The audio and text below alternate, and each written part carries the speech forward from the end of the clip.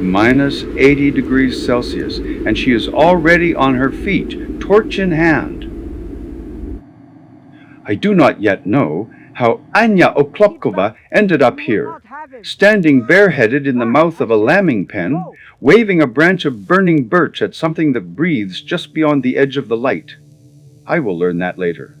What I know now, what the few witnesses of that February night in the Verkhoyansk district would later describe, is that her arm did not shake, that the fire did not waver. She is 89 years old. She weighs perhaps 45 kilograms beneath 3 layers of reindeer hide, and somewhere behind her, lying on straw she dragged from the storehouse an hour ago, a foal that is less than 6 hours old presses its wet muzzle against the frozen earth and tries to stand for the 3rd time. It fails, its legs fold, it drops. Beyond the firelight, something shifts. The sound carries across the permafrost, not a howl yet, but a low tonal rumble that Anya has heard before. She has heard it across 91 winters in this valley. She knows what that sound precedes. But to understand what happens next, to understand why this woman did not retreat to her shelter and bolt the door, I need to go back. Not far, just 8 hours, to the last moment this night still held any warmth at all. The foal came at dusk, which in deep February in Yakutia means around 2 in the afternoon, when the sky abandons its pale gray and slides into indigo. Anya's mare, a stocky Yakutian horse named Kaitalik, meaning crane, had been restless since morning. Pacing, pawing, circling the enclosure behind the shelter, Anya knew she had midwifed more than 60 foals across her years on this land. Her fingers knew the signs, the way a river knows its own current. She laid fresh straw, dried sedge-grass that she kept in a timber storehouse behind the shelter, packed tight against moisture and mice. The smell of it, when broken open, still carried a ghost of the summer, a memory of green buried under 7 months of white. She heated water over the iron stove in the shelter and carried it out in a blackened kettle, pressing warm cloths against Kaitalik's flank. The mare leaned into the heat, the way a person leans into an embrace. Anya spoke to the horse in Sakha, words that have no clean translation, sounds that live somewhere between prayer and conversation. Her breath came in thick white plumes that hung in the still air before collapsing. Slowly, old friend, slowly. I am here. We have done this before, you and I. The birth took 40 minutes. The foal arrived wet, steaming, impossibly fragile, legs folded beneath it like a marionette cut from its strings. A filly, dark coat slicked with amniotic fluid that was already beginning to crystallize in the open air. A pale crescent on the forehead that Anya traced with one frost-bitten finger. The birth took 40 minutes. The foal arrived wet, steaming, impossibly fragile, legs folded beneath it like a marionette cut from its strings. A filly, dark coat slicked with amniotic fluid that was already beginning to crystallize in the open air. A pale crescent on the forehead that Anya traced with one frost-bitten finger. Kaitalik turned and began to lick the filly clean, long, deliberate strokes of her tongue across the small body, each one drawing heat to the surface of the skin. This is instinct older than language. The mare worked without pause, and the foal shivered and twitched under the attention, its dark eyes blinking open for the first time into a world of cold and firelight and its mother's breath. Kaitalik turned and began to lick the filly clean. Long, deliberate strokes of her tongue across the small body, each one drawing heat to the surface of the skin. This is instinct older than language. The mare worked without pause, and the foal shivered and twitched under the attention, its dark eyes blinking open for the first time into a world of cold and firelight and its mother's breath. She would later tell a supply driver from Batagay that she had not named the foal yet. Yakut tradition holds that you do not name a winter foal until it survives 3 nights, The naming is not sentimental, it is practical. You do not mourn what you have not claimed. But looking at the crescent mark, Anya whispered a word under her breath.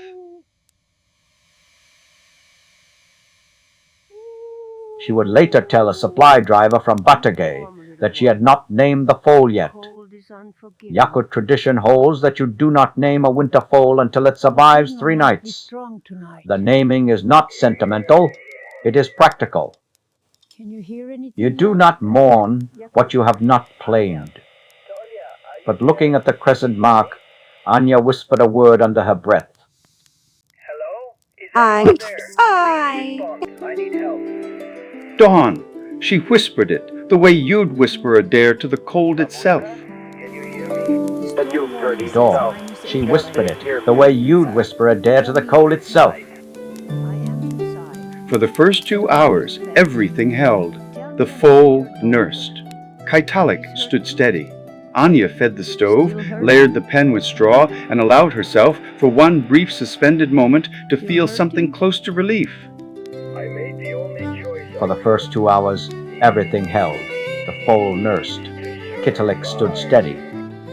Anya fed the stove, layered the pen with straw, and allowed herself, for one brief, suspended moment, to feel something close to relief. I have learned, in tracing stories like this one, that the tundra rarely takes what it wants quickly. It waits. It lets warmth settle first, lets hope root. Then it pulls. I have learned, in tracing stories like this one, that the tundra rarely takes what it wants quickly. It waits. It lets warmth settle first, lets hope root. I brought you something special today. Then it pulls. At 4:30, with darkness now total, Anya returned to the shelter and sat by the stove. Her hands ached, the deep bone ache of frost-bitten fingers that have thawed and frozen so many times the joints no longer fully close. She flexed them above the heat. She reached for the radio. At 4:30, with darkness now total, Anya returned to the shelter and sat by the stove. Her hands ached, the deep bone ache of frost-bitten fingers that have thawed and frozen so many times the joints no longer fully close. She flexed them above the heat. She reached for the radio. The shortwave set, a Kazakh-made unit older than some governments, connects. Anya, when the weather allows, to her grandson Tolya, who lives in Yakutsk and teaches mathematics at the secondary school there. The signal that night came through broken and fragile, the way all things arrive across 400 kilometers of frozen nothing. The shortwave set, a Kazakh-made unit older than some governments, connects. Anya, when the weather allows, to her grandson Tolya, who lives in Yakutsk and teaches mathematics at the secondary school there. The signal that night came through broken and fragile, the way all things arrive across 400 kilometers of frozen nothing. Babushka, can you hear me? The storm warning says -80 by midnight. Are you inside? Tell me you are inside. I am inside. The stove is fed. Tell me about your daughter. Is her tooth still hurting? She did not mention the foal. I found that detail remarkable when I first encountered it in the supply driver's account, and I asked him why she would keep that secret. He shrugged and said something. I have not forgotten. He said Anya never told Tolya about the hard things, not because she wanted to deceive him, because she did not want him to feel helpless 400 kilometers away. She carried the weight so he would not have to carry the guilt of not being there to share it. Babushka, please, stay inside tonight. Promise me. I promise, moje malchi. Go to sleep. She switched off the radio. She sat still for 30 seconds. Then she rose, pulled the reindeer hide coat tighter around her shoulders, and walked back out into -80. A promise made to protect someone you love is not the same as a lie, but I wonder sometimes whether Anya felt the difference that night. The wolves are closer The first tonight. howl came at 6 minutes Keep the past fire 7. strong on you. Anya was in the lambing pen, checking The Yuri's lambs. breathing, when the sound threaded through the wind from somewhere to the northeast, long, sustained, descending. A second voice answered from the 11. west, then a third, Might be closer, enough. from the ridge above the frozen creek bed. 3 Close, little one. directions. Keep close. Anya stood slowly, pressing one hand Not against long Kitalik's now, not neck. long. The mare's muscles had gone rigid beneath the winter Keep coat. your Her distance. ears swiveled forward, locked. Wolves in Yakutia are not the storybook villains of European fairy tales. They are apex predators, adapted to conditions that would kill most living things within an hour. Just a little An longer, adult little one. Yakutian wolf weighs between 40 and 50 kilograms. Its bite force exceeds 400 kilograms per square centimeter. In packs, they coordinate without sound. Position shifts communicated through posture, ear angle, the tilt of a tail. In deep winter, when caribou herds have moved south and smaller prey is buried under 2 meters of snow, wolves range widely and take what they find. Keep still, little one. A Your mother will newborn protect foal, you. unable to Just stand hold on a radiating bit longer. heat and the iron scent of birth. To a hungry pack, this is not a choice. It is gravity. Anya moved without rushing. She had learned decades ago that animals read panic faster than language. Steady movement communicates something that wolves understand. Not dominance exactly, but presence. Refusal to be prey. She pulled a birch branch from the woodpile beside the pen. She carried it to the stove and held the end in the coals until it caught. Orange flame curled along the dry bark. She returned to the pen entrance, planted her boots in the packed snow, and raised the flame above her head. The wind was now blowing at approximately 40 kilometers per hour. The torch guttered. Sparks tore sideways into the dark. And from somewhere beyond the limit of the light, perhaps 15 meters away, a pair of eyes caught the flame and held it. 2 points of amber burning in the black. Not tonight. And she said it in Saka. 2 syllables. The supply driver told me she said it the way a person talks to something they do not fear, but refuse to yield to. The eyes blinked. They did not retreat. What followed was not a single battle, it was an endurance. A vigil measured not in minutes, but in the slow dying of one birch branch after another, each one pulled from a pile that Anya knew was finite. Not enough. 90 minutes. Between 8 o'clock and midnight, she burned 11 branches. I know this because she counted them. She told the supply driver the number, the way a soldier counts remaining rounds. Not with panic, but with the cold arithmetic of someone who understands exactly what zero means. Only these arms. They The shall wolves not circled. pass. They did not charge. They tested. A shadow would drift to the left edge of the firelight, and Anya would turn, raising the flame, and the shadow would melt back. Then another would press from the right. Then the first would return. They were patient. They had done this before, too. At 10 o'clock, the temperature passed -80. Anya could feel it in the way the air entered her lungs, no longer merely cold, but caustic, as if breathing ground glass. The moisture in her nostrils froze on each inhale. Her eyelashes crusted with ice. The torch in her hand became harder to grip as the hide gloves stiffened.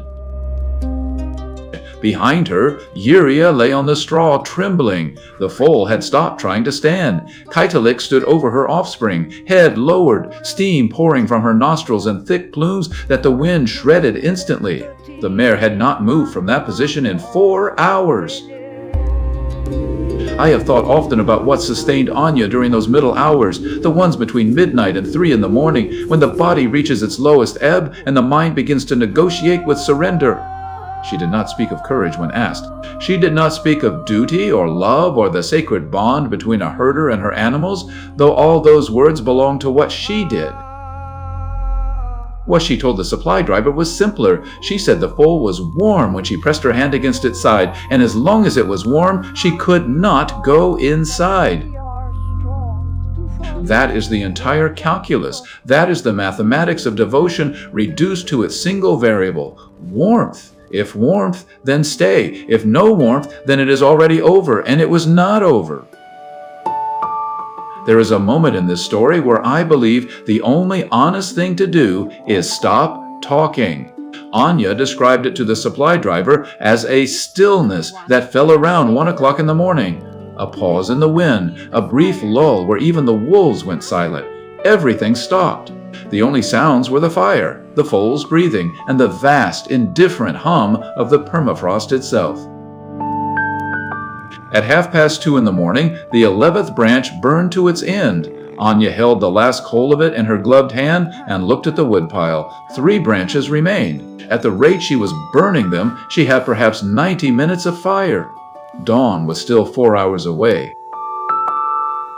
She did the arithmetic. 3 branches, 20 minutes each, 60 minutes of light, 240 minutes until sunrise. A gap of 3 hours with no fire, no barrier between herself and the wolves other than her voice and whatever strength remained in her arms. She knelt beside Yurith. The foal's breathing was shallow, rapid. Anya laid her bare palm. She had removed the glove, an act that risked frostbite within seconds, against the filly's rib cage and counted. The heartbeat was there, fast, fragile, alive. Stay with me, little one. We are not finished. From the darkness, the howl rose again. Closer now. Anya stood. She lit the 12th branch, and she did something that the supply driver could not fully explain, because he had only heard it secondhand from a reindeer herder who camped 3 kilometers to the south. She sang, "Why?" Not loudly, not with force, a Yakut throat song, an Ohuokai, the circular chant traditionally sung at summer solstice festivals when the sun refuses to set, not in the killing dark of February when it refuses to rise.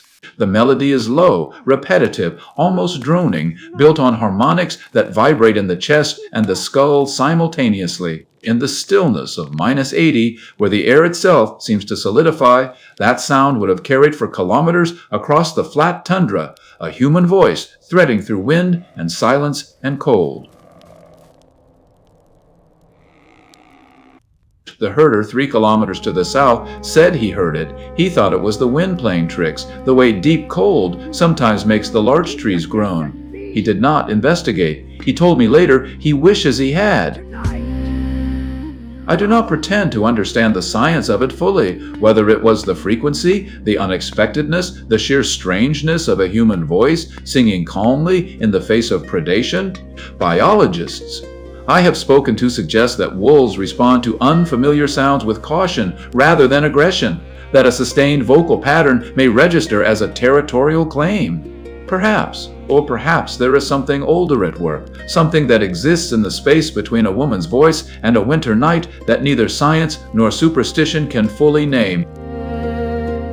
Whatever the reason, the circling stopped. For 11 minutes, Anya sang, and the amber eyes held their distance. 11 minutes. Then the song ended, and the 12th branch burned low, and the circling began again. The 13th branch, the second to last, caught fire at 12 minutes past 3. Anya no longer felt her feet. Her right hand, the one that had been bare against the foal's ribs, had gone white at the fingertips.